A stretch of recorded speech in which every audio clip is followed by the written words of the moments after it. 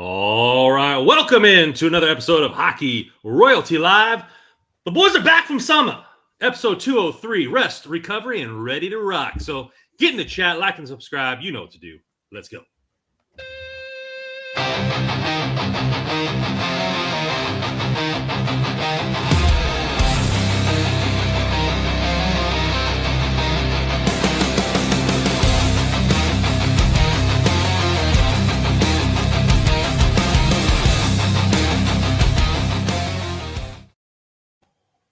And that intro is brought to you by your one and only Russell Morgan. Good job. I like it. Yeah, something new, spruce it up a little bit. New season, new intro, new Hockey Royalty, same old LA Kings. That would caught me off guard. I like it. I saw Joe's face like, what is this? Yeah. Oh, man. We are back from our little summer break. It was well needed, exhausting season. So much hope and everything like that, and it just same result. So we took a break. I hope you guys took a break. We're ready to get talking about your LA Kings in this upcoming season. But before we do that, I got to catch up with my co-host and see what's been going on. So Joe, what have you been doing this summer? How's your summer been? Anything interesting happened? It's been good. I mean, you got like a 6-year-old and a 4-year-old. You're just kind of on the go doing whatever. So it's been busy, trying to stay busy with the boys. Haven't done anything too crazy. Like we did our big kind of like vacation earlier in the year. We were kicking around the idea of doing something a bit smaller. We didn't do anything this summer, but boys were living in the pool, so that was good. Trying to kind of keep them on the ice. We'll see. He's gonna. My older one starts mite hockey this fall, so we'll see how that goes. But otherwise, just trying to stay busy. I did want to mentally check out of hockey for a bit. So happy to see that. The Yankees aren't exactly making me too happy, although they just swept the Nationals. But Everton's off to a good start in the Premier League. Napoli picked up a win early in Serie A, so soccer's going. We're the buzz now. The weather's cooling off over here. We've hit like the 60s, so we're starting to get into the smell of hockey. Skink Master right here says, "What's up, boys?" Joe looks like he's been getting tan all summer. Joe, you out there mowing the lawn without a shirt on, huh? You giving the shirt does stay on when I mow the lawn, but hey, been like I said, been spending some time outside. A little bit of golf, been golfing, in golf league and stuff like that. Try to get out a little bit. Listen, Italian get a little bit of color, maybe more than the average in the summertime. So little olive oil on, doesn't hurt anybody. Exactly. Russell Morgan, I know you often take trips to Arizona. You're living down there in the beautiful LA. What have you been doing this summer? Yeah, just kind of sticking around. We did our yearly trip, our family trip out to Columbus, Ohio. Have some family out there. They have a nice house on a lake with a boat, jet skis, all that fun stuff. So did that, had a blast. Came back home, and yeah, it's just been enjoying some baseball, playing some golf, working on the short game. Yeah, and then I'm with you. We're still working on it, but I'm with Joe. It's kind of like you said, Randy, it was nice to kind of get away from hockey. I felt like I don't know if I speak for you guys, but I just needed a break from it. I'm sure a lot of Kings fans that are tuning in feel the same way after what we've kind of gone through the last few years, a lot of the changes, a lot of the additions that maybe we weren't looking forward to or looking forward. But it was kind of nice to take a break. But now that the Premier League has started to come back, which I've grown a fond appreciation for English soccer the last few years. I see Kez Inch in the chat. Man U deserved to be banned from Premier League football for losing to Grimsby Town. Grimsby Town, that's right. League 4. It's hilarious. So yeah, I mean, it's been fun. Soccer's coming back. Football is right around the corner. I'm looking forward to that. And so I got my fantasy football draft on Sunday, so that should be fun. I'm ready to pick another loser. So yeah, it's going to be right on the corners. So I'm looking forward to it. But listen, Russ, our summers have paled in comparison to Randon's. Randon, fill us in, because from the pictures, It looks like you've had a fascinating summer here. Yeah. So also exhausted. That's why I needed a 13-day vacation across the pond to Eastern Europe. So I've always had a travel goal in mind. I want to do 50 countries by the time I exit this earth. And so I needed to knock a couple more off my belt. So we went to Germany. Well, we spent one night in Frankfurt, but we went to Prague, which is in the Czech Republic or Czechia. You have Vienna, which is in Austria. You have Bratislava, which is in Slovakia. And then we spent some time in Budapest, which is in Hungary. So 13 days, lots of moving, lots of traveling, averaging, 10 to 15 miles a day walking around these cities. That was exhausting because they were having a little heat spell over there. So it was like 90 degrees and their AC is no American AC. So you go into a bar and it's like, 78 degrees in the bar. It's like sweating having a beer, but it was good. I mean, you're seeing all these things that have been around forever, talking to people from different cultures. I mean, you're talking about like 4 different languages, 3 different currencies, a bunch of different things. But it was a lot of fun, and it was good for my girl and I, Amber, work a lot, and we work different shifts. So it was just nice to have 2 weeks with each other, and not have to worry about everything. Essentially, turn the entire phone off. I got like a eSIM for another country, so I could have internet and stuff like that. But I didn't like set up the call feature. So I didn't want any phone calls. I didn't want text from back home. I just, unplugged from that and really enjoyed myself and ate a lot of food, drank a crap ton of beer to offset all the miles that I walked, and just had a great time. Do you have a favorite moment of the trip? Yeah, actually, I think the coolest moment was the first night we got into Vienna, and which is just a beautiful, like every single like building, just like for apartment complexes, look like, they were, etched out of marble and stuff like that. And I think it's part of the revamp of the city. They make it look old, even though it's probably not old, but still like it all blends together. And so we were walking through like all the parliament and everything. And we hear this, like all this music, and we're like, okay, what's going on over there? So they were doing like a movie festival for the whole month of August.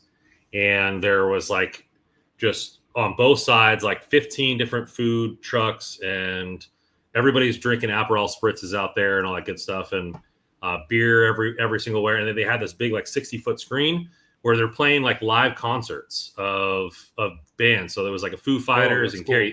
Katy Perry and all kinds of stuff like that. So they're playing live shows, right there. And then the backdrop is Parliament. So you just have this big, beautiful building in the background on both sides of where you're at. And like, it was just awesome, like free to enter, like people going in and out and all that kind of stuff like that. So that was kind of the coolest moment because we kind of just stumbled upon that. It wasn't really, planned, and it was just kind of real cool. Awesome. That's awesome. I got a little triggered when you said AC because ours died a week and a half ago. So literally today, a new one went in. So I've had, thank God, like it has been brutal here. Like the summer, like we get cold, you guys always comment sometimes about how cold it is where I am compared to you guys, but we get hot and humid in the dead of summer, and it's horrible. So thank God that had kind of passed just as the AC died. So, but yeah, thanks, Brandon, for reminding me that. Paid for no problem. Just get the PTSD of the Buffalo summer. Sweating, yeah. No, yeah, it was like that, and we were just like, oh man, I just got to go to an Irish pub and like have my body cool down and have a beer before we go and look at some more stuff, And we were trying to get out there early, like get up at 8, go walk before the sun comes up, spend the middle of the day in a bar, and then walk during sunset because it was just brutal. But very beautiful. All the people were pretty nice. Just some stuff you don't really ever get to see. Trying a lot of foreign food. I tried some Austrian food that used to be meant for kings, and all kinds of stuff like that you're just kind of you're going about. And obviously great beer. I mean, in Bratislava, beer was cheaper than water. So like, okay, you're talking about $2 for a pint, like a full pint of beer, like a really nice beer. So get you going. So it was good. I had a lot of fun and made a lot of memories and knocked a few more countries off the belt. Nice. But ready to get back to some hockey and talk about our LA Kings. the team has went through quite a bit of changes, and we'll go over that. And if anybody saw the black and white, we'll address that. But a couple one big contract came down the pipe with LaFerriere. Very, very modest contract there. And I think it was good for both teams because it was kind of weighing on our minds. Like, when is this going to be something that is going to get taken care of? And it finally came down the pipe for 3 years, 4.1 mil per, kind of a little bridge deal. I think gave him a little extra money than maybe what I thought, but maybe a plan for the future about what he could potentially do for the Kings in this next season. Russ, what was your thought process when that kind of came over the wire? Yeah, maybe a little higher than what I expected. I was thinking like 3.7, maybe something below 4, but I mean 4.1. It is what it is.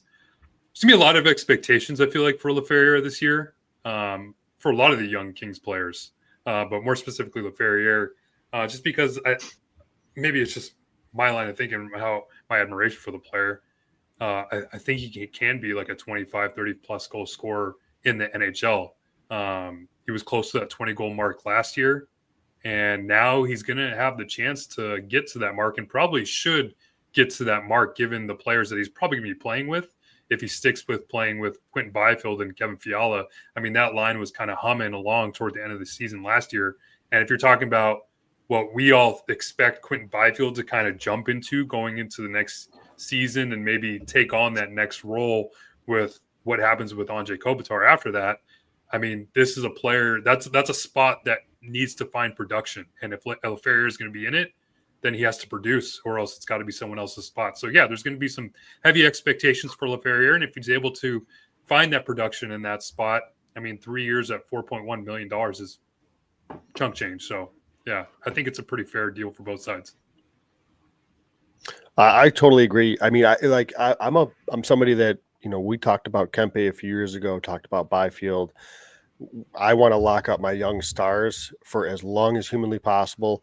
That said, like, I don't know that I need to lock up LaFerriere like for 8 years necessarily. Not to say that I'm not going to want him, over the course of it. It's just, I think this is a perfect bridge player type of candidate because, I think where we see with Byfield, with Kempe, these are your impact guys. What we expect Brandt Clarke to be, an impact guy from the blue line.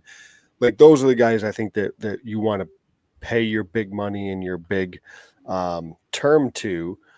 And LaFerriere, I think we're still trying to figure out where exactly and what exactly he is. I agree, Russ. I do think that this is a guy that can be a really nice goal scorer alongside of Quentin Byfield, especially if he's with Byfield and Fiala to start the season. But he took a nice step last year, which kind of expected, had some cool off spots, right? He started off so hot, went down in a little bit of a lull. Overall, though, I think a really positive season for LaFerriere. Really good play driver, impactful with the puck in terms of how he controls the play. So he's a smart player too, right? He gets himself into the areas a lot, to little soft areas in the offensive zone to find shooting, to find shooting and scoring opportunities. So I'm a big fan of the player, but I don't know that like this was like, you need to go and lock this guy up for a 7x7 or anything like that. I think a bridge deal is perfectly fine. And if he ends up earning a little bit more, fantastic. But I think this is a really good deal for both sides. Yeah, he mentioned that it allows him to become, a free agent. Like, I think it was a year before his UFA or at his UFA year. So, the length is in favor of the player. And, I think he got a little bit more money to where, maybe the Kings don't have to take that gamble, like you said, Joe, with a $6 or $7 million contract. So, it's good there. I think the Kings, the way they play hockey and the way they've been playing hockey, he kind of fits that mold. He's responsible defensively. I wish there would be a little bit more. We were in desperate need of a righty until Kuzmenko got there on the first power play, and they really never gave him too much of a run there. So I don't know if the response of they'll allow him to be more free on that Byfield Fiala line if they continue, or what his role will be, or if he'll get more power play time. I doubt it with Kuzmenko coming back, but maybe he establishes himself on that second unit. But at 3 years, 4.1, Kopitar essentially coming off the books and everything like that. I think that you're looking at a solid deal there. So, Yeah, and I think really even you look at PP2 with the addition of Corey Perry coming in too. But I think what it could do is because they really missed that righty down low since the loss of Velarde and Kuzmenko, that just fit perfectly. With Laferriere,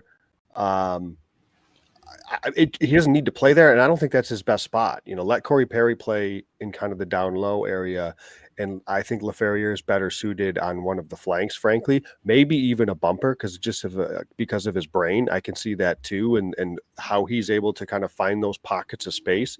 So I'm looking for Laferriere on PP2 to either be, maybe in that left flank, or in the bumper, but a lot to be determined, as you kind of said, Randon, we'll see where he ends up in terms of the lineup at 5-on-5. But if LA sticks with this five forward power play unit, are they seriously going to have Clark not on the power play too, which means Doughty and Clark on power play 2? Corey Perry is going to be there. There's 3. You figure Phil Deneau is going to be there for the centerman. There's 4.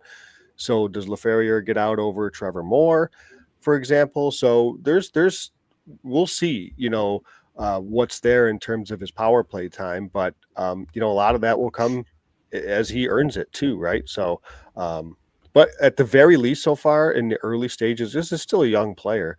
I think he's establishing himself as a really dependable, solid, middle 6 right now, winger. And I think there's growth potential there for a little bit more. Ren what's coming great? in. Go ahead. Sorry. No, go ahead, Ren. I want to read that off, actually. Yeah, Ren, with the cap going up in 3 years, that could be 4.1 of the overall, or so that 4.1 million could be 2 to 3% of the whole cap. So he's saying it's a solid deal 3 years down the line. Yeah, absolutely. Yeah. That's exactly what I wanted to read. But and then also on top of that, he's still going to be an RFA once this deal's over. So the team's still going to have some control over the player. And I think that's maybe why they wanted to keep this bridge deal to 3 years, or why they even call it a bridge deal, to kind of keep him under team control once the contract is over. It kind of reminds me of that Tyler Toffoli deal. I think he signed something similar when after his entry level contract was over. And maybe a similar type of player. I don't know if he'll ever get to that type of goal scoring that Tyler Toffoli turned out to be, but definitely more of like a all around type of player. It's the power plays in general is going to be interesting, because I agree. I think they should stick with that PP1 unit with the 5 forwards because of how well it performed toward the end of last year and even in the playoffs. But then now you have some question marks that come to play over what happens with those 2 defensemen and Brant Clark and Drew Doughty. I mean, I know Drew is probably having some questions about even being taken off that first power play unit. I'm sure he's going to have even more questions if you want to take him off a power play altogether, which I don't think should happen. But you should definitely have Brant Clark on there, that's for sure, who's more than likely your most creative player, one of your most creative players on the team, let alone defensively. So, yeah, you have to have those 2 there. Phil Deneau, I don't know if he needs that power play time, but you need someone that's going to have to win faceoffs. And who else is going to do that? That's a center iceman when you have Quentin Byfield on the first unit and Andre Kopitar on the first unit. I mean, Laferriere, can he maybe take on that role of winning those faceoffs? I know Corey Perry can win some faceoffs if he's called upon, maybe be that second man as a right shot. So yeah, it's going to be interesting to see how Jim Hiller and Neil Brown utilize that second power play unit. But yeah, just to kind of tie things up with Laferriere, I'm really looking forward to this year for him. I think this is going to be a year where we fully see him flourish and kind of now take that next step, especially if you give him a full year playing with Byfield and Fiala. The only thing is, I do wonder if maybe they're not utilizing Byfield and Fiala to their full extent, if maybe you can have Kempe play on that wing instead. I mean, we've talked about, I remember at the start of last year that, Joe, we talked about like having your 3 best players, just have them play together. And that was Kempe, Byfield, and Fiala. We never really saw that at times. Not to say that it was a knock on Laferriere at that position, because I thought that line was great. But I think that line could be even better if Kempe's in that spot. But more than less, I think you still have 3 solid – you have a real solid top 9, and not to mention Corey Perry and Yoel Armira now on the 4th line. I think you have a pretty solid forward group altogether. We have a question here from Kez Inch. How much do you guys think Clark gets on the next contract? Well, I think it's solely dependent on how much they use him this year and how many points he gets. I think Clark is the type of guy that if he gets 50 points like he was on pace to at September, that's the kind of player you want to take that leap of faith and give a 7-8 year contract to, because he shows a little bit of it. If they milk him along and do the 14 minutes a night and they don't really trust him like they did last year, then he probably gets a bridge deal. But it really just depends on his usage, in my opinion. That's going to be a big part of it because, listen, Brandt Clark is an offensive defenseman. So in order for him to really kind of flourish in that type of a role, he needs to be allowed to do that from a quote-unquote leash standpoint. 2, he needs to get the minutes to do so, both at 5-on-5 and the power play. And I'm still a little skeptical that either of those happen. So I think his next contract from a Kings standpoint will probably be team friendly. It'll probably end up being a bridge because I don't know if, I was just going to look and see. I don't know offhand what his like time on ice was, because I just, you look at some of these other young defensemen that are in the league that are maybe garnering some bigger contracts. They're playing bigger minutes, top 4 minutes. Clark really hasn't, and I don't expect him to be, when all is said and done at the end of this regular season, in a time on ice per game played, at least at 5-on-5. I don't think he's going to be in the top 4 in terms of minutes. The power play, maybe that pushes him above in the overall, but I don't know. I still am skeptical on what his usage is actually going to be. And so if he's viewed by the Kings as a truly one-dimensional kind of offensive power play threat, but they're not going to play him, as we saw toward the end of the season in playoffs, in tight games, late in games, when the game's tied or they're protecting a lead, that's going to dent his contract value on the overall, I would imagine. So that's a really good question, and I'm interested to see how this plays out. Do you think Drew Doughty's contract has just as much to do with it? Because from the overall AAV standpoint? I don't think so. Yeah, no, I don't see it. And I'd have to look. I'd have to year look left. And see. Yeah, I think so, Russ. RFA after this year, yeah. And Russ, I'd have to look back and see, like, with some young defensemen, that are what they're getting around his age. I'm trying to think. I don't know if like Jake Sanderson got a 8x8. I was just going to say Jake Sanderson signed a big deal, but Jake Sanderson is much further ahead than Brandt Clark is. So Thomas Harley. Yeah, Harley's another one, and Harley's given the opportunity to play big minutes and to just kind of they're kind of letting his game evolve. I would imagine Harley's going to get a ticket. Like, that kid is going to get he could get if Sanderson got 8, Harley's a $10 million defenseman, potentially. So, Clark, if you're looking at Sanderson, Clark's, I could see him getting a deal like Laferriere, frankly. Maybe depending on how the season goes, maybe a little bit more, but I don't know, because I'm still like, do the Kings see him as Doughty heir apparent RD1 for playing 25 minutes a night? Or is he more of a specialist, offensive defenseman? They don't trust in the D zone, but they'll play him on the power play. I think that's going to matter. I really hope Kings management backs up the talk that they've been spewing this whole offseason with Brandt Clark, because they've said all the right things with Ken Holland, talking about how a lot of the moves that they've been making have been pointed to making Brandt Clark like take that next step and giving him all the minutes that he deserves. But at this point, it's just like, if you ask me if he's going to be, like Joe said, if he's going to be a top 4 defenseman at the end of the year or play top 4 minutes, you can ask me right now, I'd say no. Like, pretty much, if you would ask me if he's going to be playing more minutes than Cody Ceci, I'd say that's not going to happen. There's no way, given who's coaching this team and whatnot. and that's what's so disappointing. I'm really worried about how management is gonna treat, or maybe the usage with Brant Clark, and maybe what Brant Clark's view of the team is going to be. He could opt for a trade, and we've heard rumors come out already talking about, with Kevin Weeks, I think, tweet last year talking about how Brant Clark's name was in trade rumors and whatnot.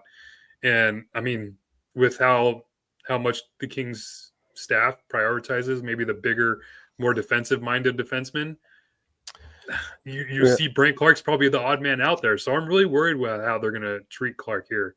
Well, and because the other thing to consider is they've always, when they talked about the Jordan Spence trade, which I know we'll get into, but when they talked about the Jordan Spence trade, it's like, with Clark here, we just don't know that he's going to get the opportunity he deserves. But like, that could be RD3, Russ. Like they didn't mean that to be, you know what I mean? And like when you saw Cody Cece's interview, what did he say? Like, I'm paraphrasing, but he said something to the effect of, they want me to play against the other team's top players. Well, those top players play top minutes. So, these things, 1 + 1 isn't equal in 2 here.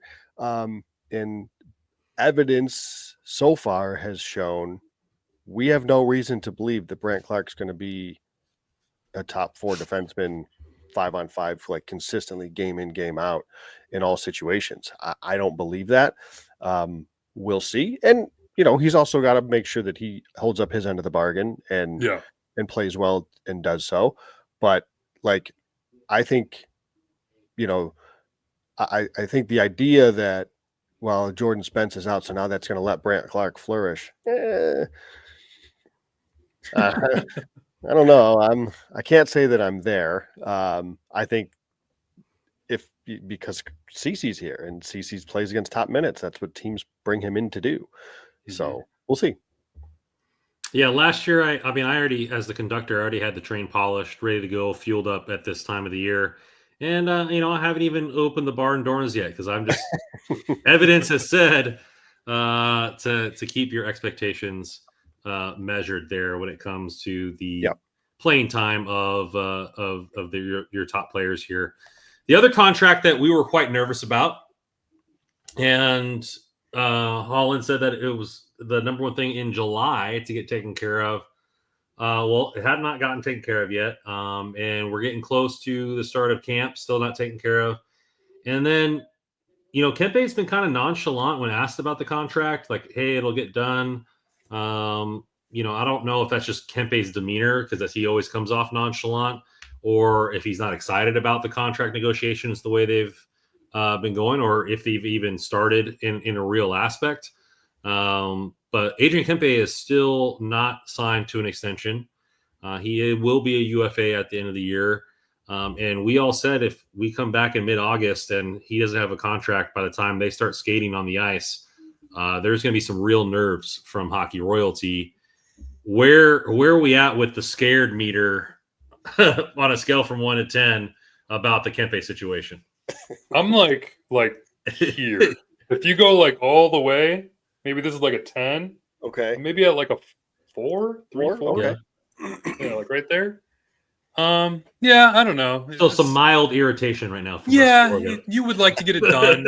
You don't want to go into training camp, because now the first question we're all going to ask Kempe when he gets to the podium is, what is your thought process on an extension? And as long as and once we get into the season, it's just going to keep asking and lingering, and just, this is the Kings' maybe best player on the team, and he deserves the money that he's going to be paid. So, but it's tough for him, because I'm sure he's going to want to get the bag as well. And who knows if the Kings are willing to meet that price? I'm sure they are. But with the way free agency has kind of been playing out with some of these big name players over the last few years, some of them have been willing to wait. Connor McDavid just today had the press conference with Hockey Canada where he was asked about his extension, and his remarks was, I just want to win in Edmonton. Didn't really give anything further than that. So who knows if, that's going to be even a bigger question mark, obviously, in Edmonton. But yeah, with Kempe down here in LA, you would like to get it done sooner rather than later. I was actually shared, a follower of mine sent over an interview that Kempe did with a Swedish publication Matthias, the follower's name is Matthias Holven. I don't want to butcher his name, but Kempe was asked about the contract. He said, I don't know if these are direct quotes, but he kind of translated it for me because it was all in Swedish. He said, we have a whole season to finalize a new contract. It's not something I'm stressing about or have thought much about, but the longer the season goes on without anything happening, then you start to think about it. But first, the focus is on the season and what we can do with our new players. So yeah, I mean, it's kind of all just talk at this point. I'm sure at that time, I think that was in late July. So I'm sure at that time he wasn't really thinking much about it. I know he's been sharing isolation photos, it seems like, over in Europe, maybe taking some more respite that we all needed as well. But yeah, I think once the season rolls around, training camp starts, there's going to be a lot of question marks. Maybe that worry meter goes a little bit higher. Johnny Utah comes in here and says McDavid, Eichel, Kempe, or Connors have not signed yet. Yeah. And this kind of reminds me a little bit of, I forget which year it was, but there was a season where there was like 4 wide receivers in the NFL that needed money, and they were all number 1 receivers for their team. And it was like, it took a while for the first domino to fall, because I don't think the player wanted to be the first person to set the market. Because if you think about it, if McDavid signs his contract first and sets the table at $15 million or something like that, well, that raises the highest contract. That also raises, it pulls up what Kempe can expect and Connors can expect and all these guys can expect. And so maybe a lot of these agents are playing chicken, and with, seeing where the bag is going to be set and what teams are willing to pay top stars. And I'm not saying Kempe is McDavid. I'm just saying that as when the highest contract in the league goes up, that means it starts to drag up all these other contracts. And, Kempe is a first-line player. He is a in my opinion, top 10 winger in the league. He's going to get paid double digits. And so when more star players sign their contracts and it kind of raises the median and the top level contracts for these stars, then other people get the bag. And so maybe they're all trying to play a little bit of contract chicken here, unless they get blown away by an offer. Joe? Yeah, I mean, I think, the way the cap is and the way the cap's going is probably making things a little bit interesting from like a player and an agent standpoint, to try to figure out like what it is that their preference is, long-term, short-term, try to get another contract in there if you can. I mean, I'm kind of with Russ on the Kempe thing in terms of like, I'm not that concerned right now. I think the Kings realize, if they're serious about being, if they think they're serious about being a cup contender, they can't let Kempe go. Like, unless he genuinely doesn't want to be here, which that, I don't know. I don't know the guy, but it certainly doesn't seem that way. So like I think he's going to sign. I'm just McDavid, Eichel, Kempe. I think they're all going to sign with their existing teams. I'm not worried about, if I'm a fan of any of those teams, I'm just comfortably expecting all of them to sign.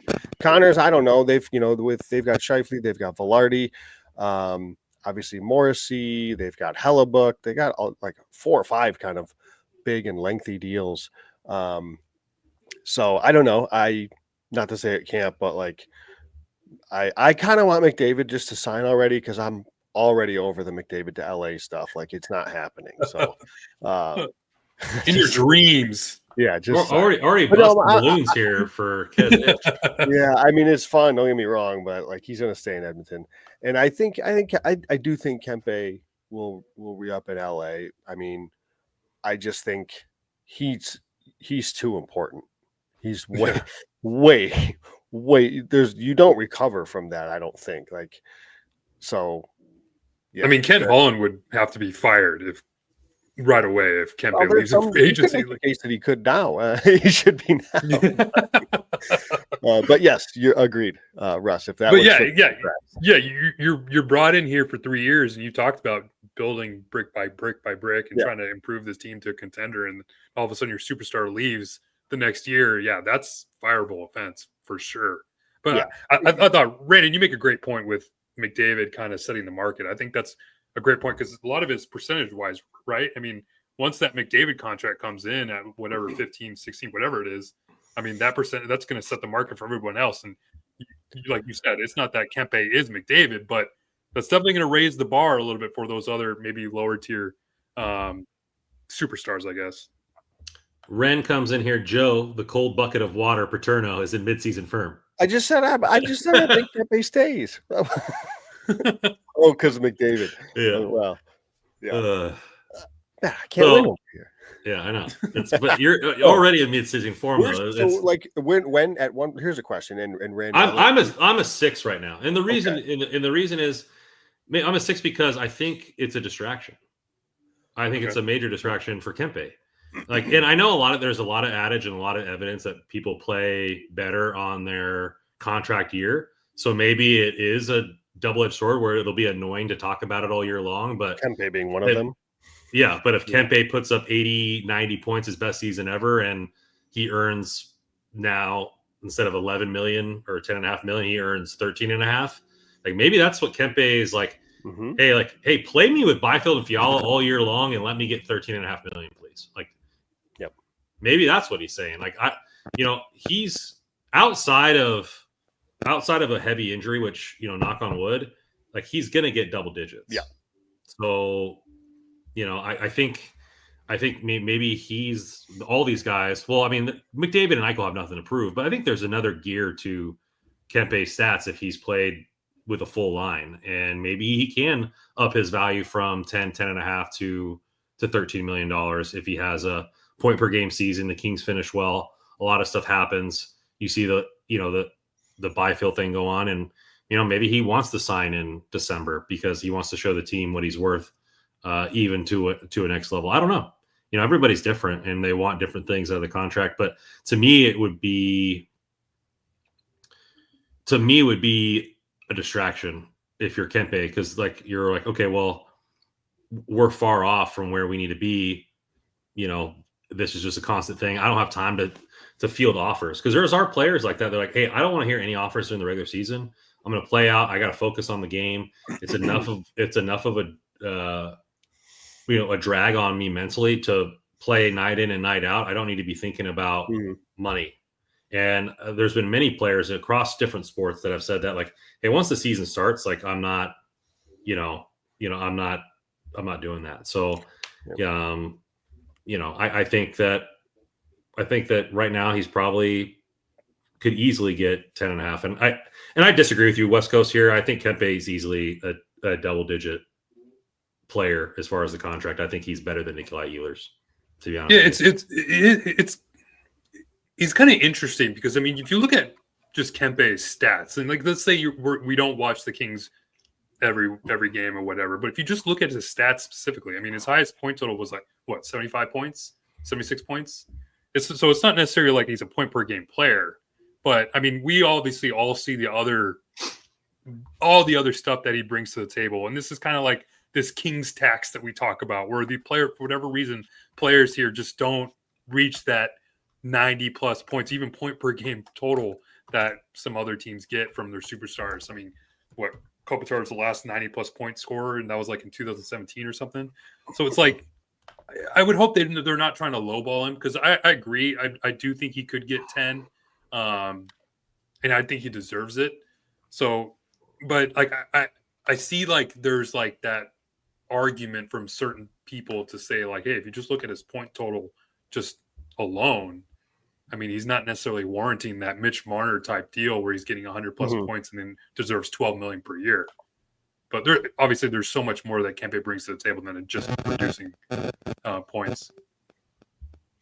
Yeah, no, that's fair. That's fair. I think, like, in my head, as I prepare for this deal, in my head, it's like, he's 10 is my, like, it starts at 10. And holding 92 is perfect. That's perfect point. Is playoff production. Sorry, Joe. Yeah, I'm comfortable. No, you're good. You're good. I'm comfortable with that. I don't think the points that West Coast is making are like off base necessarily, and I'd have to look and see, like what wingers in the league are making double digits, but it's a little bit different, right? I mean, he's right to point out the Ehlers contract. Go ahead. So for wingers, you have Panarin making 11.6, Jonathan Huberdeau making 10.5, Marner making 12, real quick, Rantanen making 12, I wanna- Nylander making 11.5.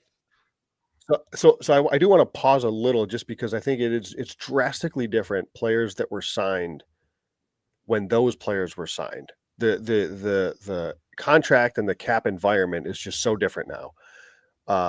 So I think that's I do want to get an idea of what wingers are looking at and how much money that they're making. But to West Coast point, is Ehlers a better comparable than a Panarin, a Nylander, or some of those others that you mentioned? Obviously Marner is on a different level, and his 12 million. So are we somewhere in between 8 and 12? What did Ehlers sign? What was Ehlers? 8 something? 8.5 for 8.5. 6. 8.5 For 6, yeah. Okay, and Marner was 12 million, so I think he's probably somewhere in between. So call it 10. I don't know. Like I get the point, and I guess I think Kempe, and I'm an Ehlers fan. I know Russ, you're not as big on Ehlers. I think I like Ehlers quite a bit, but I think Kempe is definitely a better player than Nikolai Ehlers. So I'm comfortable giving him $2 million more a year.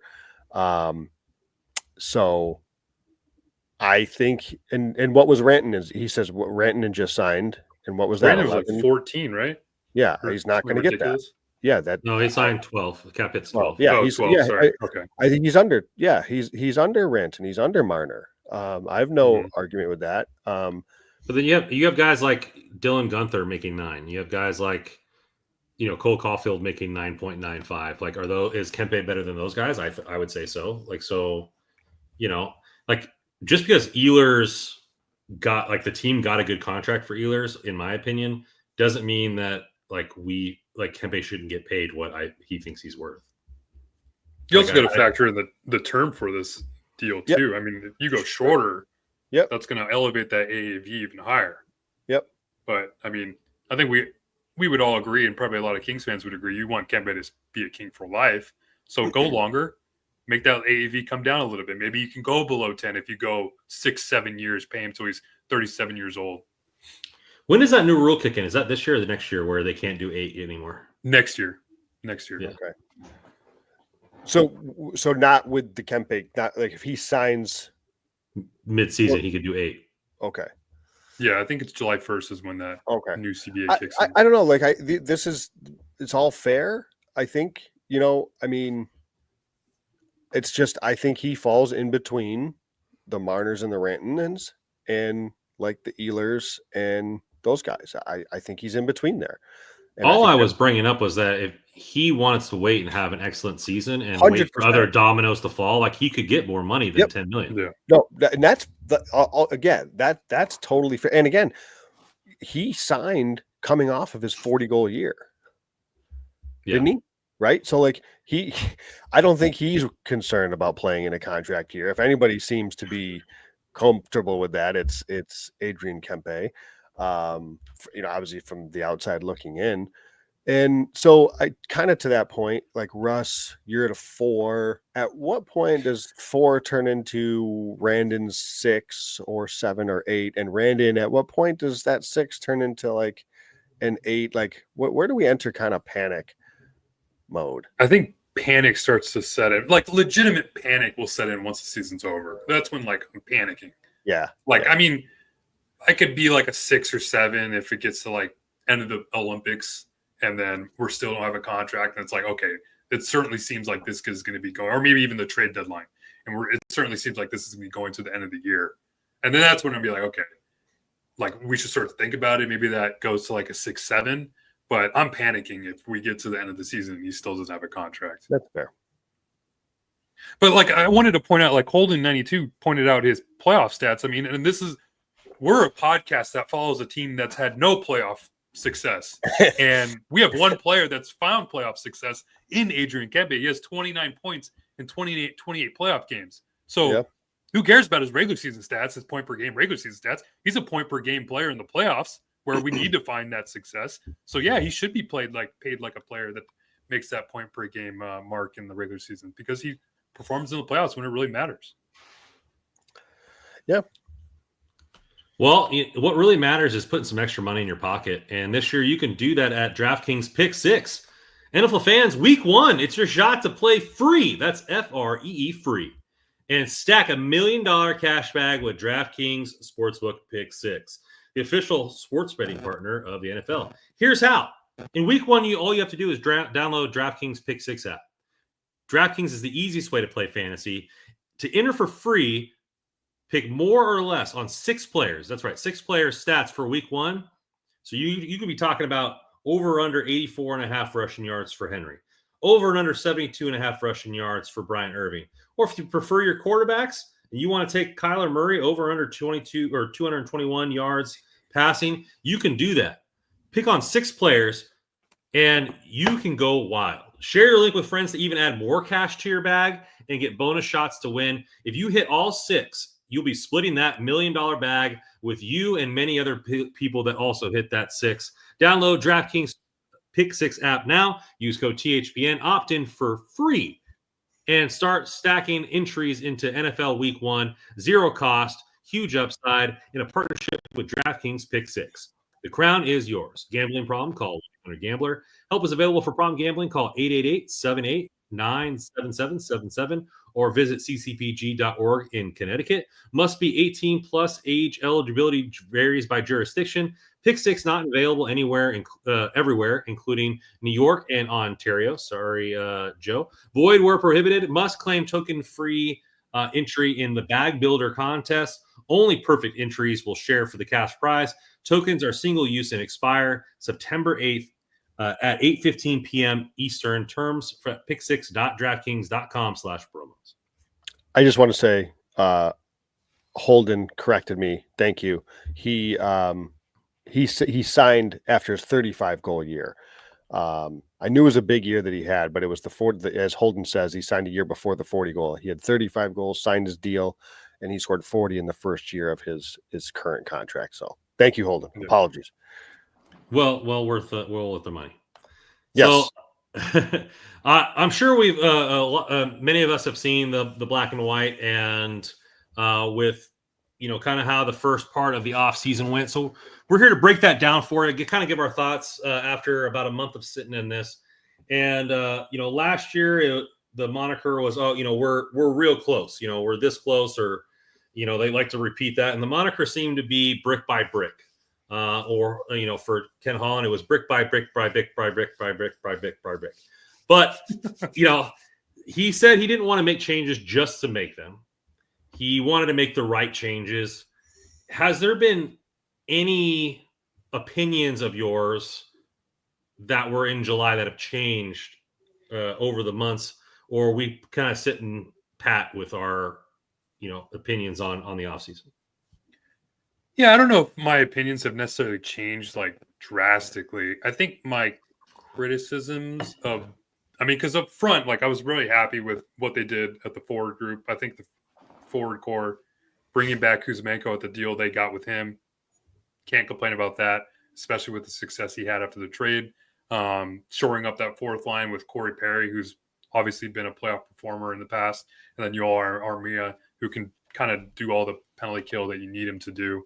I thought that was all great. I mean, defensively is where all of our concerns were brought to light. I think maybe I'm not necessarily as concerned about the downgrade from Gavrikov to Dumoulin as maybe a lot of people are, or maybe I was at the time of the signing. I don't think I'm really curious. I think, Joe, you've mentioned this a couple times we've talked during the summer, but I don't think I'm really curious to see how Gavrikov does in New York. Mm-hmm. And if he's going to live up to the contract he got, because like we were really happy with what he was doing in LA, and deservedly so, because he was named the best defenseman by the Kings media with everything he did, covering for Drew Doughty, playing on the right side. He was great, and yeah, he deserved the back. And maybe at the time in the trade deadline, I was like, okay, yeah, we see what Gavrikov's doing. Yeah, I'd pay the man. He deserves it. But now that I kind of lean back on it and like think about it a little bit more, I mean, 7 million for 7 years when he's already 30 years old, 31 years old. I don't know if I want to be paying Vlad Gavrikov $7 million a year when he's 35, 36, 37 years old. I mean, you look at some of his numbers before when he wasn't in LA, they weren't that great in Columbus. And he was only making like $2-something million a year. He's got 29. That $2 million. Yeah, he's 29 now. Okay, yeah. And then he got that 2-year deal with LA for playing some pretty good minutes with Matt Roy. I thought that defensive pair was lights out when they were together. So he got the contract. But yeah, like looking back on it now, I wouldn't have given that deal 7x7. And maybe I might be eating some crow come December. And we're talking about how the Kings defense isn't as prevalent as it was maybe last year, and maybe not the best defensive team. But yeah, even if it's the top 4 with Dumoulin and Brant Clark on the right side, I think that defensive pair can be pretty good if they keep those 4 together with Anderson and Doughty up top. So, but yeah, I mean, obviously Cody Ceci wasn't high on that. Still not. Haven't changed there. I don't think my opinion has changed. I think where I'm at in my stages of grief is the acceptance part. And I'm at a different stage of kind of level setting expectations for the team now as we go forward. So that's kind of the lens I'm trying to look for. Even at the time, we talked about how Dumoulin may be getting some CC shrapnel here because I don't think he's great. I don't think it's necessary to sign him to multiple years. I think he's perfect as an LD3. So it's tough to think that he can go in and play in a top 4 role. And I don't know that he will. So that's the other part of this too, because it's not just, Dumoulin, Ceci. It's, Dumoulin, he's fine. That'd be a really good LD3. But now you all know who LD2 is, and it's Joel Edmondson. That's a train wreck. We saw that last year when he played that many minutes. Then with Ceci, it's if Ceci plays third pair minutes, no problem. Guys, why do you think he's going to play third pair minutes? And based on what? The fact that he came in and he plays against top other teams' top players. That's what he said he's here to do. So he, they're going to trust him more than Clark against other teams' top players. So that means Clark isn't going to get full top 4 minutes. So it really, it's less about the individual player. And when you look at the whole, it isn't, that's a big problem for me. So, I mean, my opinion certainly hasn't changed, Randon, as far as the signings and the individual players. The team, and this is maybe a separate conversation, but the team for me, what Ken Holland did, he closed the window. If there was a window open, I don't know if there was a cup window that was open or if it was opening, he took it, he closed it, and he locked it. There is no cup. Okay. But at least I can now know that going into the season, that's not my expectation now. My expectation over the last few years has been kind of progress, maybe try to find our way to get out of that first round, maybe start to make a little noise. My expectations are totally different. I am satisfied if this team makes playoffs. I am ecstatic if this team gets out of the first round, right? That's where we're at. And I think that's the unfortunate part for me is the kind of where it sets the Kings up for the foreseeable future.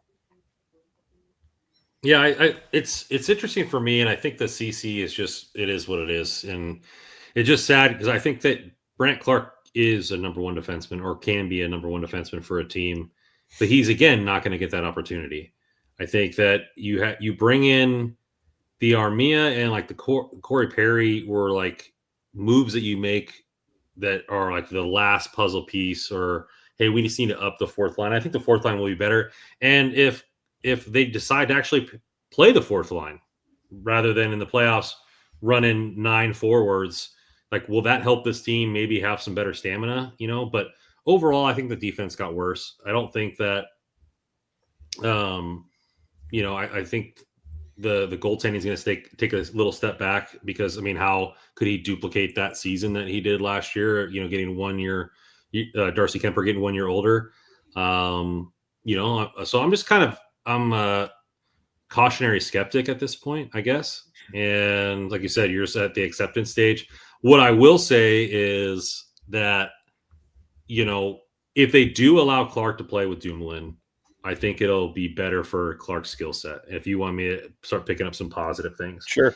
So, and so Dumoulin can skate better. He can make a better first pass than Joel Edmondson. And I think it'll be a better playing partner for Brent Clark.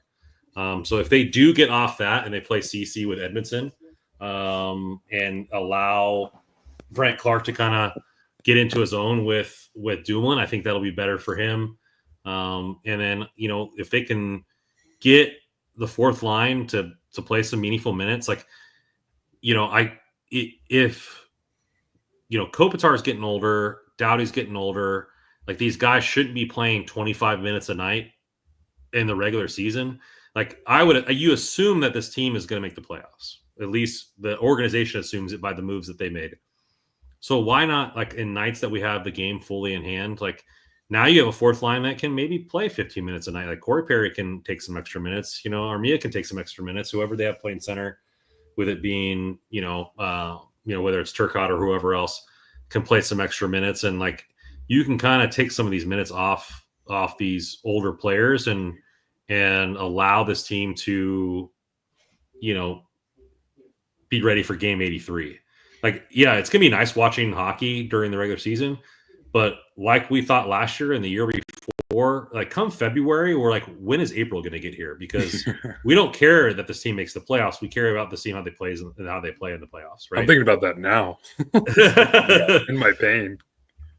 So, Kes says right here, and Edmondson CC pairing might make my eyes bleed. Well, you better get some tissues because I'm sure we're going to see it at points, and hopefully we don't see it in the playoffs with 2 minutes left because they want to shut down and play and sit back because that's what the game plan seems to be going to. So yeah, I just think it's something there, and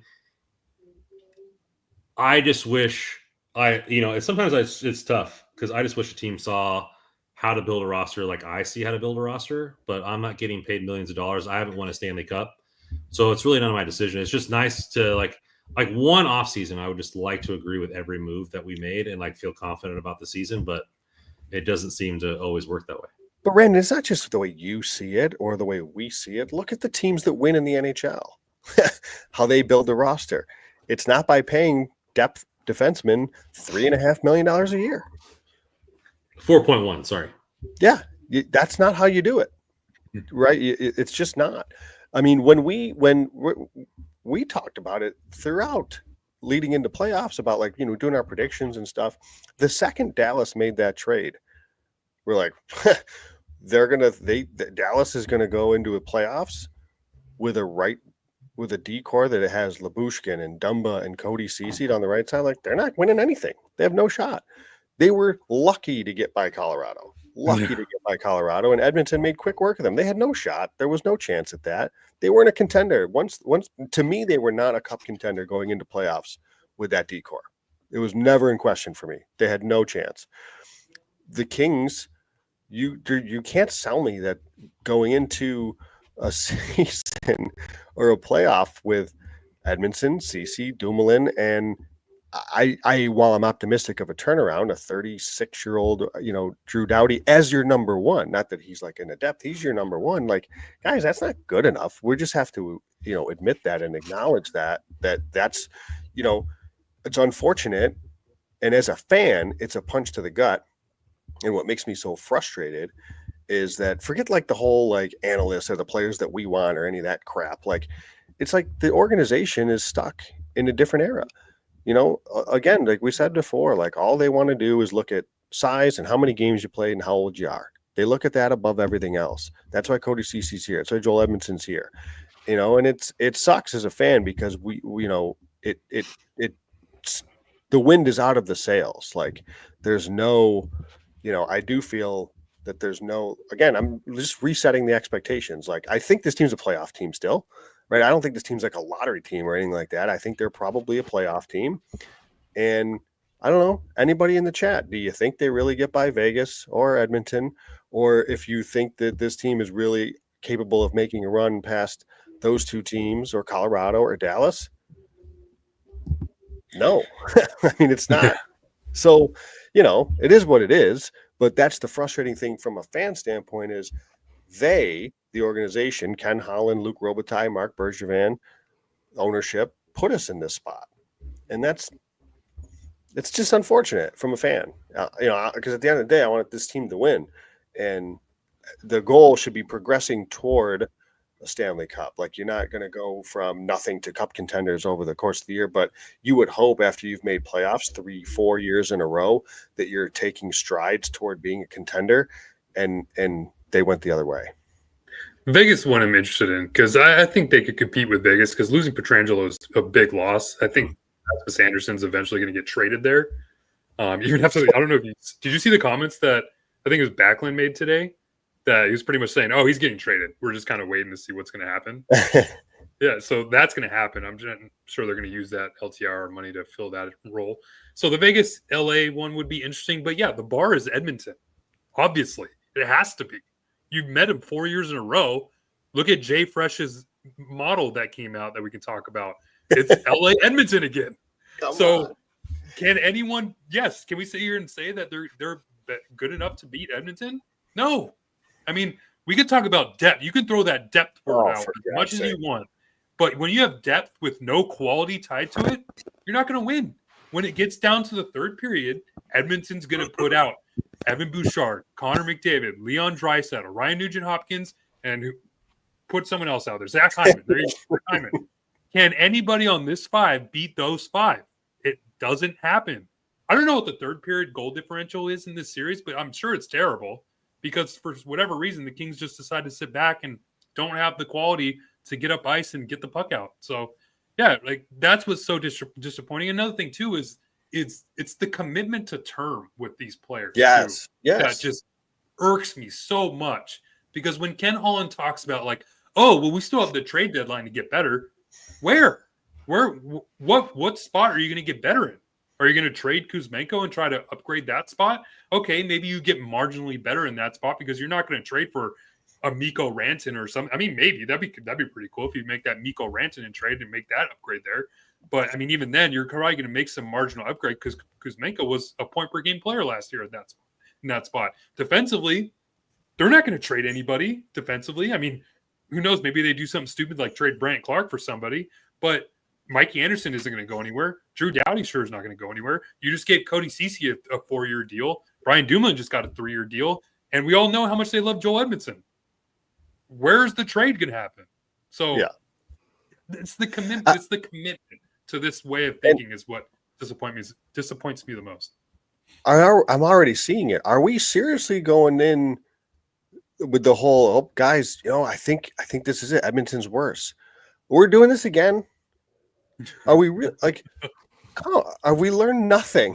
Like, where are they worse? Like, Mangiapane is a pretty good hockey player, guys. To come in as a depth player, like they trimmed some fat with Kane, with Jeff Skinner, with Victor Arvidsson. They trimmed that fat, and they've got some decent players. That I think the loss of Kane is pretty bad for them because he's just kind of like he levels up his game in the playoffs, and he's kind of that rat that team needs. I don't think that's not a crazy thought, but like, I mean, Mangiapane is a really nice player. Yes. I think a healthy Trent Frederick is going to be a perfectly fine a third line winger, a healthy Ekholm.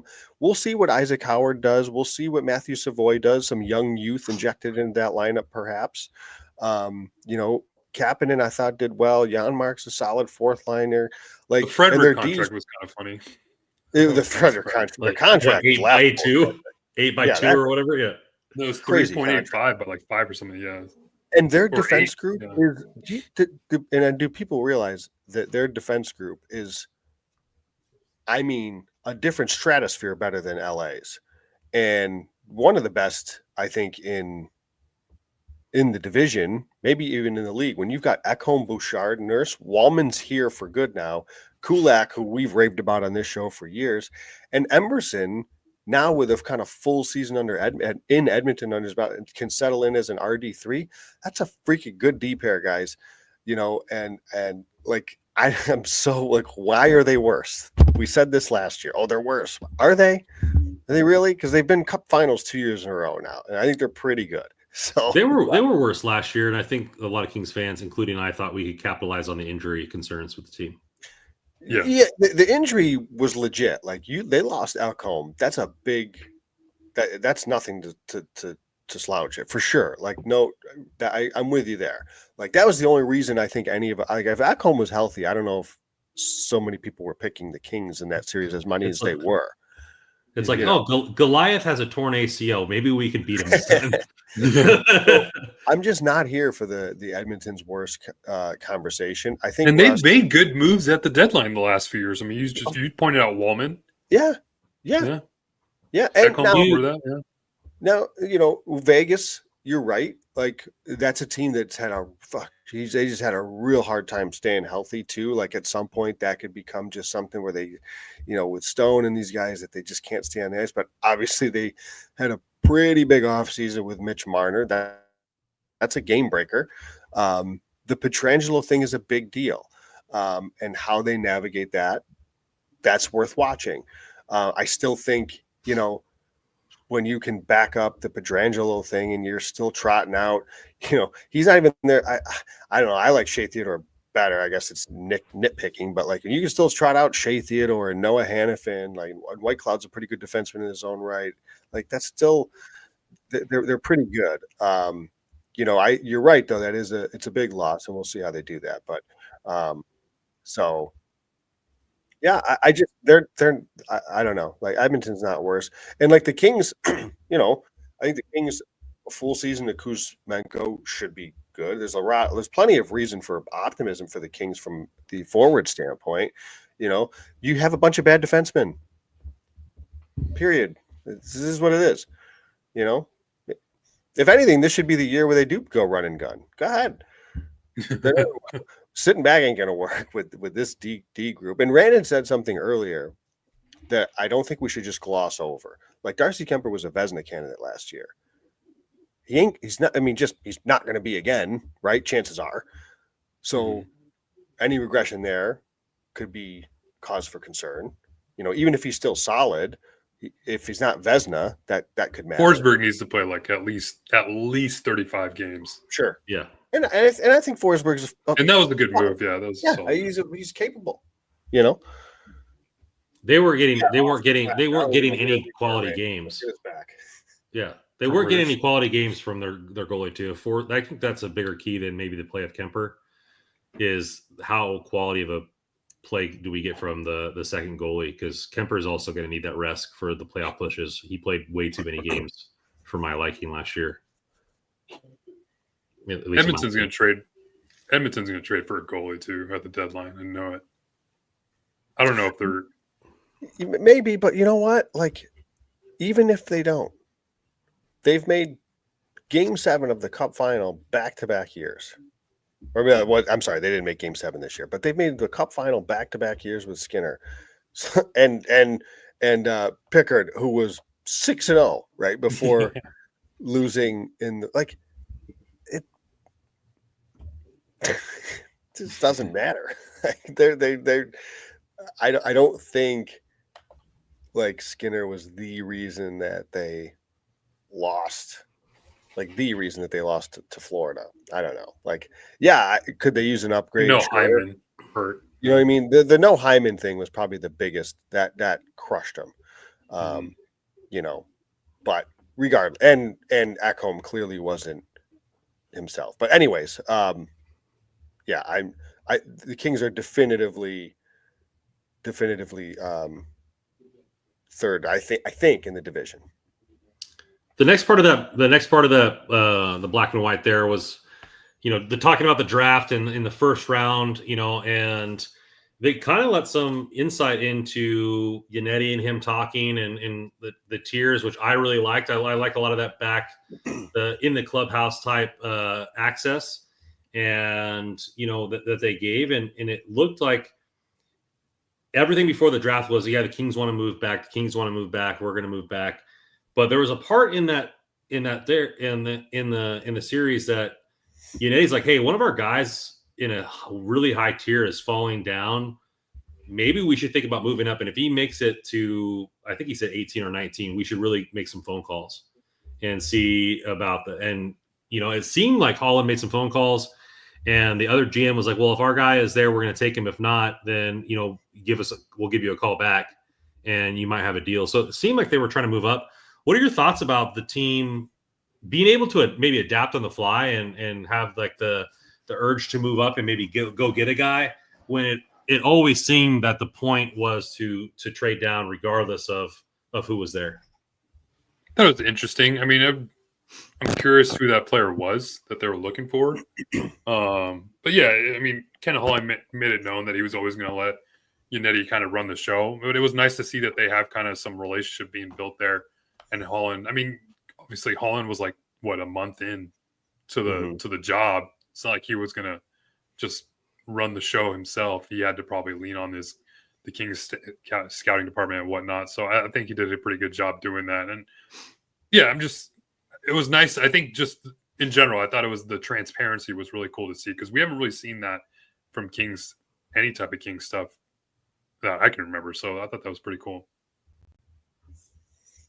Joe, yeah. I mean, it's something that, I think that just the ebb and flow and kind of like the introductory into the locker room, like Russell said, the Rob Blake era, I mean, he barely spoke at all. And now we're getting a lot of access to Ken Holland.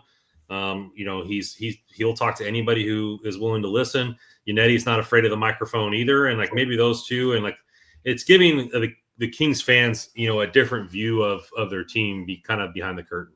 Yeah. I mean, that part's awesome. Like that's fun. I think, I just like listening to the thought process of some of these guys, and how they handle things and how they approach things. And yeah, I think the draft talk that was going on at that table and the different calls and stuff was, I liked it. Certainly nice to see. In Holland, somebody I may not always like the words that are coming out of his mouth, but I do like listening to him talk.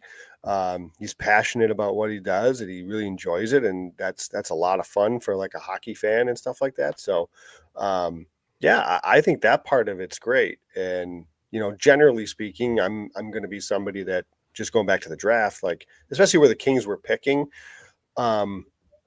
generally speaking, I'm going to be just go ahead and move down, trade down. Mm-hmm. But, I think, we all have seen it or watched it or had players that we liked. And clearly they in the draft room had somebody that they had they were a big fan of that was kept falling. So, I think at that point, if you do have somebody that high, I think it certainly makes sense to entertain going up a few picks, depending on what that is.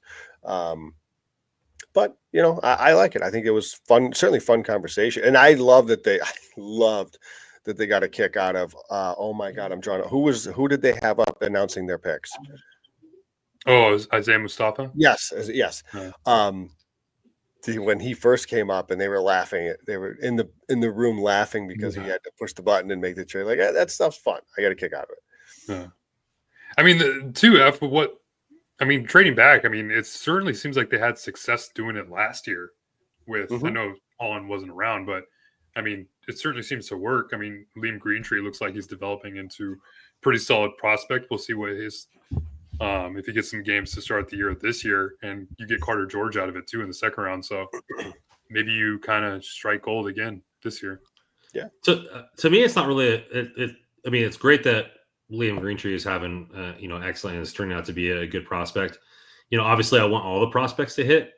To me, it's just the mindset. Like, okay, we have 5 guys that we really like. Between these next 6 picks, there's an 85% chance or 90% chance that we get one of our top 2 guys out of that 6. And there's a 95% chance we're going to get at least one of the 5 guys within the next 6 picks. So like trading down makes absolute sense, and we get a second out of it, which we had to give up. We get back from the Jeannot trade, so like they were like, okay, we can recruit some assets. We have a pretty high percentage chance.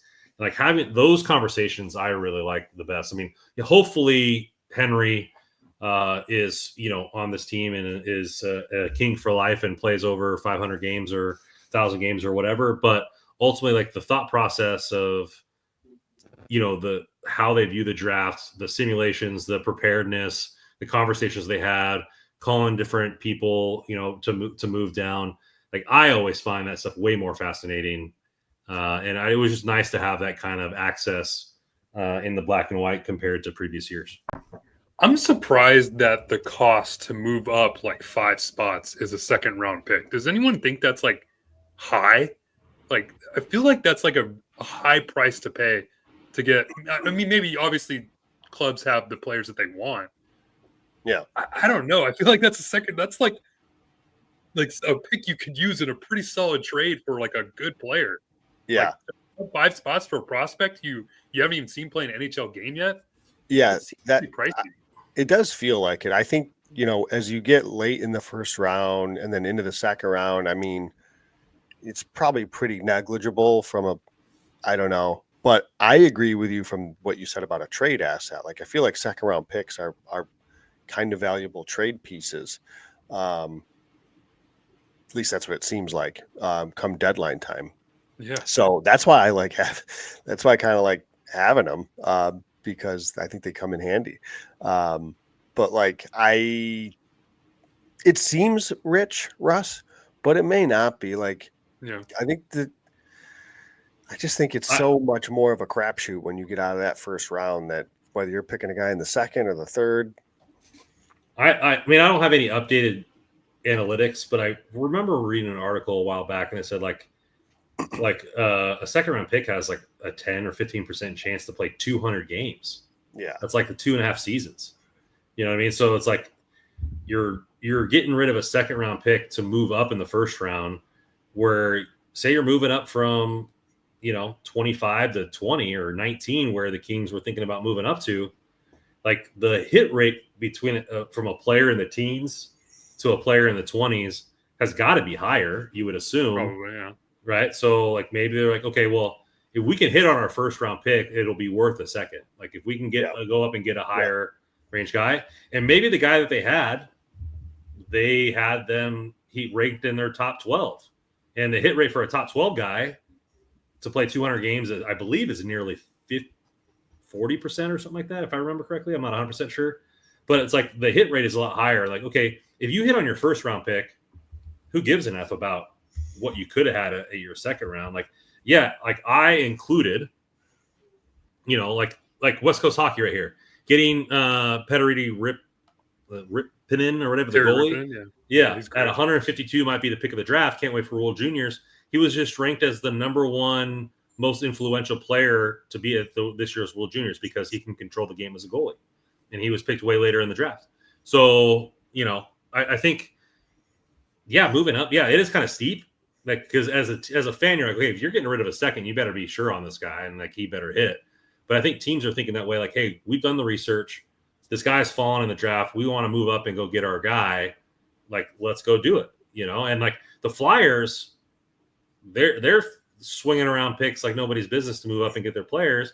Now they just got to be proven right by those guys that they pick. And if they do, then the second pick is going to be negligible. There's always going to be those guys that are going to look back and like, oh, we traded this guy for this guy, and the second round pick became, whatever. But ultimately, it seems a little steep. But if the Kings moved up to 18 and got a different level of prospect, and Velarde was like, or Yannetti was like, hey, this guy was 2 tiers up from where we were sitting. This guy kept falling. We gave a second round pick because we believe this guy can be a difference maker, a 500, 1,000 game player for us from years to come. You could sell me on that for sure. There's got to be some analytics tied to it, like you said. Oh, I'm sure. I've always been one, and especially when you're picking like in the 25s or whatever. Like I've always been one just to get quantity, just like get as many drafts picks as you can. I mean, there's been so many stories maybe not necessarily in the NHL as much as there are other leagues, but so many stories of like you find these late round gems that just nobody thought about. So like for this draft specifically, I thought the Kings did a great job with getting as many players as they did. And yeah, that Pateri Rimpinen goalie, he sounds great. The second rounder Voltek Sitar, I think his name is. He seems like a great player. I was reading about him the other day. And yeah, Henry Bushevitz, I mean, you look at some of the players that have come out of London, it seems like there's a lot of good young talent that comes out of that franchise up there. And obviously with them winning the Memorial Cup, him playing with Jared Woolley, I'm looking forward to seeing what he does in the OHL next year, playing with those two playing together. So, and they were in on him at 20. Like you listen to the video, like, hey, Yeah. Henry was in our Henry with a couple other guys at 20. You know, like you could see the way that the Kings cut it. You know, they didn't mention any of their names or whatever, but like Henry was in the conversation at 20 for them. Like maybe we move up and get Henry and this other guy that they were talking about, and like to have him fall, according to the Kings, fall to them at 30. You know, makes you kind of okay. Yeah, well, they got their guy that they were willing to spend the 20th overall pick on at 30, and we got a second rounder. That seems like a no brainer. It makes you feel confident about the pick. And you know, I didn't really do much research on Henry. I was ready to be done with the season, so I'm interested to see how he does in London this year and see what kind of. But hey, from the sound of it, he's a puck moving defenseman. He plays a 200-foot game back, both sides of the hockey puck.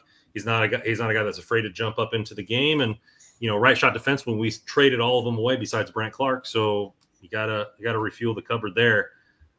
So speaking of that trade, was the next part of the video was the Spence trade. And Holland did want to call Spence beforehand before it was announced. I thought that was a good move rather than him finding out on Twitter or from his agent. And he framed it in the video that, hey, it was almost like a service to Spence. Hey, you want more playing time? We feel like we need to bring another person in, and with Brant Clark here, we can't give you that. And so we're going to do what's best for you is kind of how they framed it. Now, whether he views or we view Spence better or worse than CC or what the team needs, I think is irrelevant. I think the trade itself and how they handled it and everything like that with Spence seemed to be like a class act and done well by the organization. Yeah, I thought all of that was great. And I'm glad that they were willing to share that too, that conversation that he had with Spence. I mean, I'm sure Jordan Spence appreciated it too. But when he got to that point where he talked about like how he doesn't envision being able to play Brant Clark, Jordan Spence together, or even in the same lineup, I was like, man, like it's such a miss for me. I'll always hate that trade. I mean, I've talked about it on end, but when you get a quality player like Jordan Spence that you can play at $1.5 million under team control and who seems like a really good dude in the locker room. I mean, Alex Turcotte was sharing pictures of them traveling to Japan together. I mean, they were practicing over there together too.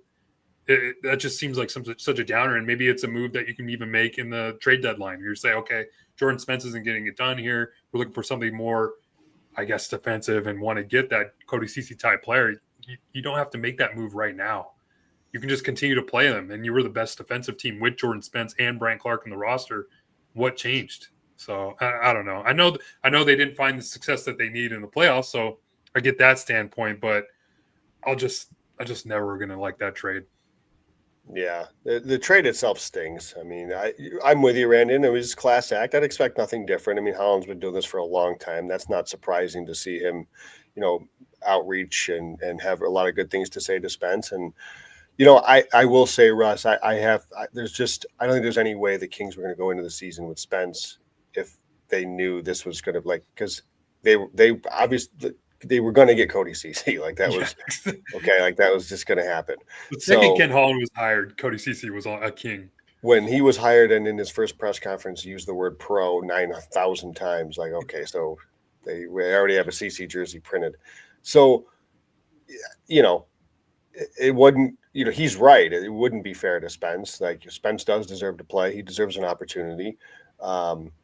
And hopefully he gets one in Ottawa. I mean, I'm going to be pulling for him. I mean, I think he's a heck of a player.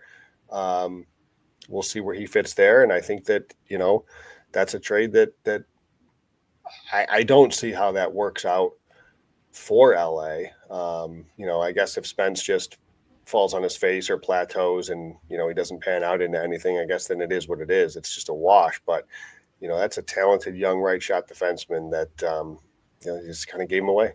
That or who? The third round pick was what, Epperson that they took with that pick? I forget. I don't know. I forget who offhand they took, but you're right. I guess if that.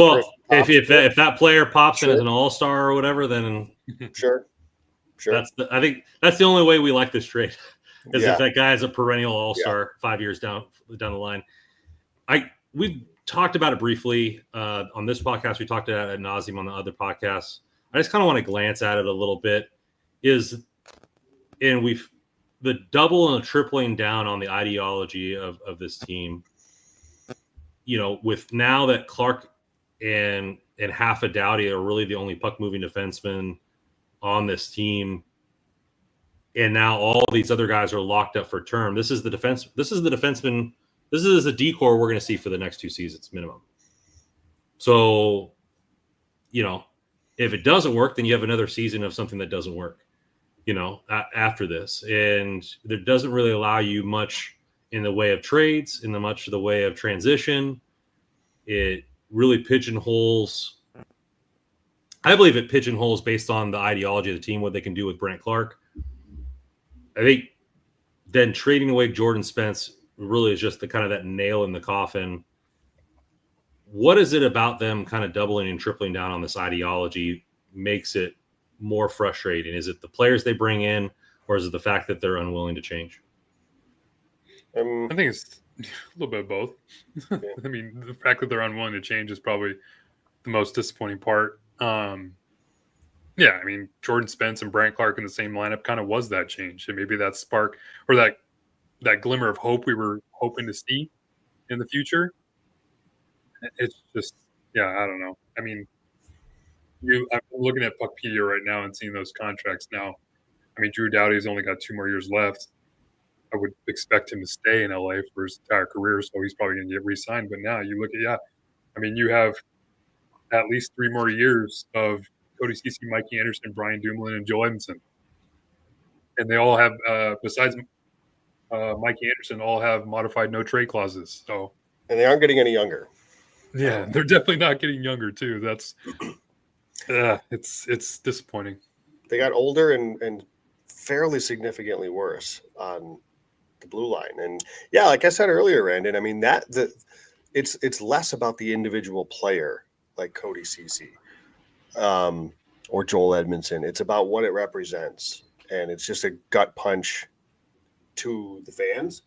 To me, I guess I shouldn't speak for fans that like the moves, but to me as a fan, it's a gut punch because, like I said before, like you would just want to see progress, and I think going back to like right before the Kings made the playoffs and they make the playoffs that first year, I think you start to see, that brick by brick progress of the team taking steps, right? Getting a little bit better, a little bit more consistent. Guys start to come out a little bit. We saw 30 goals from more. We saw Kempe blow up. Right, we started to see, signs of life from Byfield really showing glimmers of what he could evolve into. So you're starting to have this hope, and you're starting to see this progression. Clark had a full year under his belt last year, and to just throw it all away because a guy plays a lot of minutes and he's 33 years old and he's 6'4". It's kind of a slap in the face in some ways, like, you value all the amount of talk about how Cody Ceci he plays penalty kill. Yeah, he plays penalty kill. He doesn't play it well. But go look at his metrics and go look at him in Dallas, because everybody always makes excuses. Wow, he was bad in San Jose because San Jose stinks. Okay, that's fair. Go look at his metrics in Dallas. He was terrible defensively in Dallas. He was terrible in the penalty kill in Dallas. He's been a negative penalty kill asset for his entire career as a whole.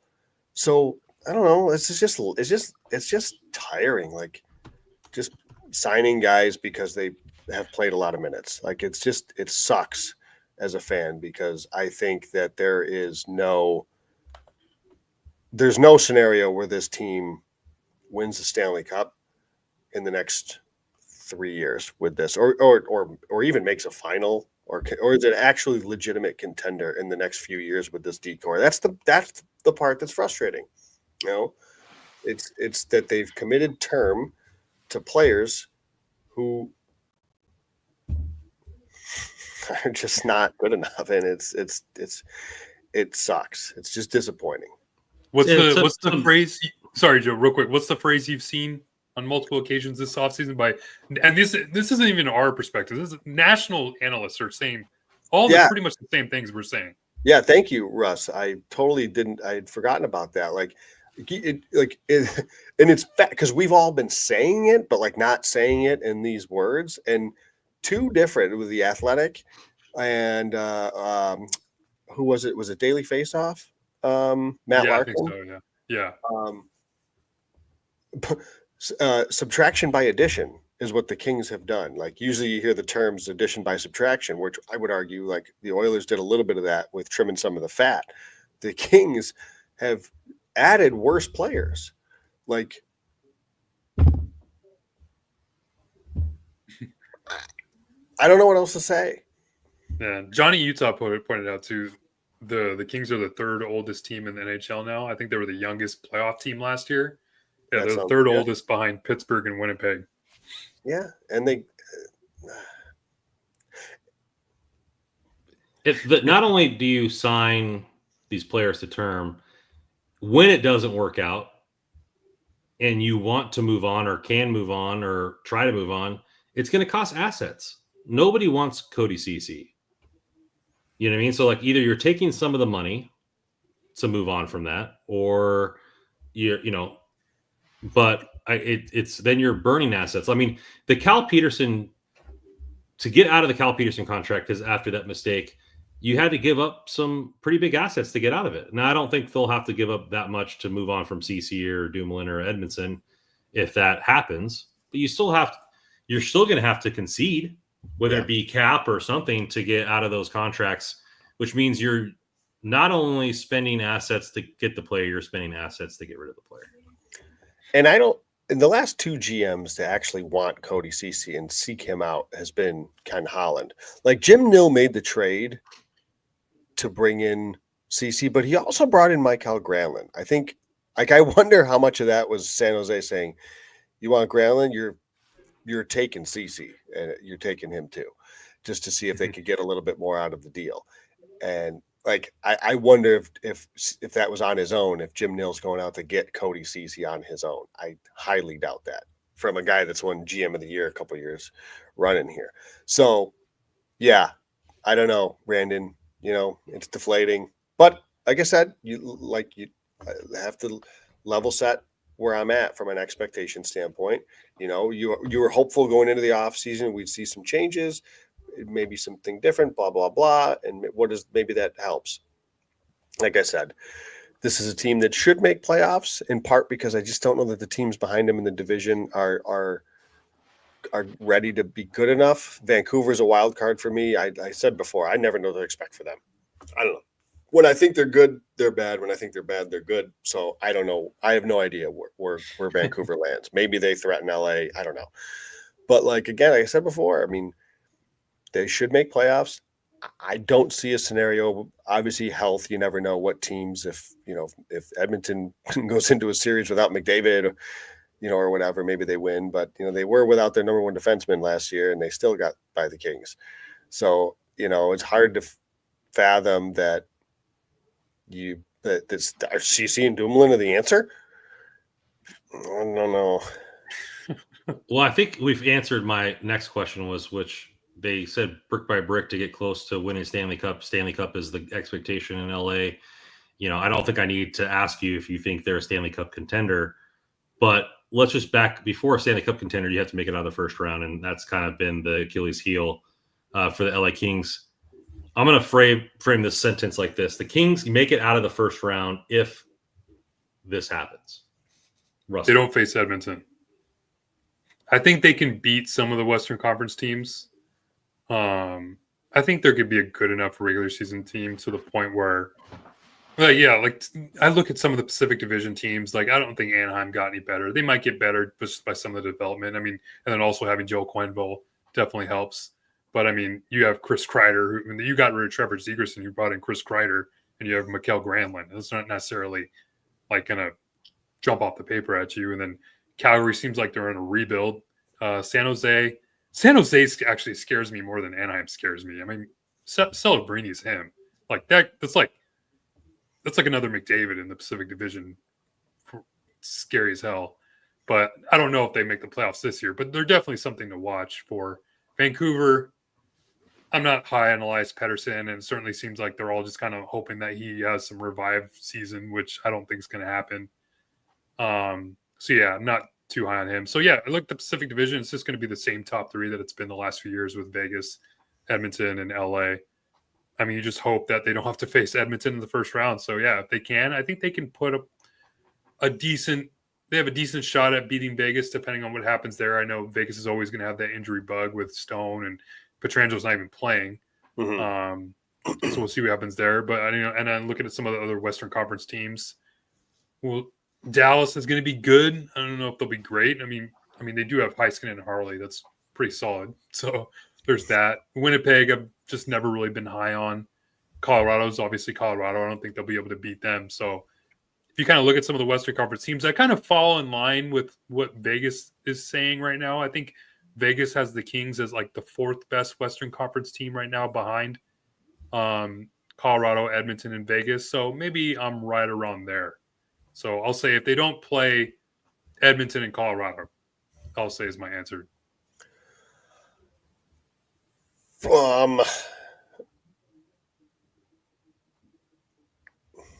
If Here, I'll answer why you think, Joe. I think I'm going to be a little bit more positive here with my answer, and I think this team, there's nothing I can say that makes this blue line better. So the way the Kings make it out of the first round is if the forwards carry us, and I think if Hiller is willing to play the fourth line, I think Perry and Armia are substantial upgrades over Trevor Lewis, and I even forget the rookie that we played. Yeah, Jeff Malott. So I think there are substantial upgrades there. So maybe they actually play the fourth line. If you get an upgrade, I don't think Quentin Byfield took the jump that we wanted him to. I think it was kind of a letdown season as far as, on my opinion, on the jump that I was kind of expecting from him. If you get that Fiala Byfield line humming, if LaFerriere gets that upgrade, or they finally decide to put all your best players together and play them with Kempe, and that line is a next level line, Kuzmenko and the power play have that chemistry that they had in the playoffs all year long. I think that's the way, and you get Kemper to steal a few games. That's the way the Kings are going to make it out of the first round, is by substantial upgrades consistently from the forward group, because I don't think there's any upgrades to be made from the defensive group. Even if unless they play Brant Clark, like he becomes him, and they play him on the first line with Mikey Anderson, I think the D-core is what it is. I think the forward group is going to have to carry this team.